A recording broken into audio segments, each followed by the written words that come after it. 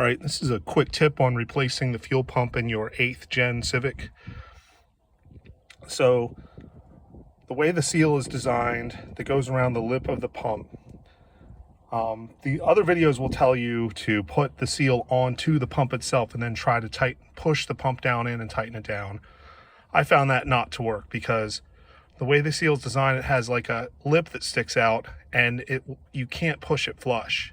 And then the plastic retainer, the large plastic retainer ring will not go on. So the trick to making this a real quick job is to take the rubber O-ring, slip the pump down in with the O-ring, but put the O-ring in, actually in the gas tank itself. Just carefully, now don't drop it in, but like carefully place it around the lip. And then push the fuel pump down into the rubber O-ring. And then put your large retaining ring on. And make sure you use one of these bar types. I use the 3-piece one, and that they tend to fall apart. They're real frustrating to use. You want to use one of these bar type that actually click in. It's in here tight, and you notice when you put this in, it's going to be flush. It's going to be, there's not going to be much room at all.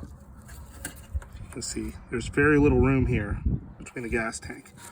But quick tip, because I did it the other way, and you'll be pushing down for an hour trying to get that thing flush. It just doesn't, it's just the way it's designed, it's like it's got a separated lip on the underside, and it's a lot of work to try to get that in. And the trick is to actually just slip it down on around the seal of the black plastic gas tank.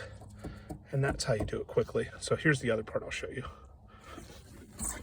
Yeah, I'll do the visual with this pump out of this is the old pump. So basically you're gonna put this part around the lip of the tank. It'll fit. And then you push this down into the tank with this lip already there. And it'll slip right in. It'll save so much time. If you put this on like this, and then you try to shove it into the tank like that, this lip will get caught, and you'll have like maybe a 1.5 centimeter gap, and you'll try to put that big retaining ring on it. It'll just spin, and you'll be wasting your time.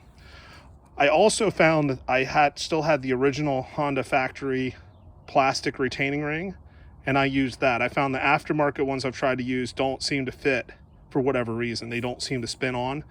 Try to save your original and reuse that giant plastic retaining ring. It'll save you a ton of time. I know there's a lot of other videos out there that explain how to change this fuel pump. I feel like this is one critical detail they leave out.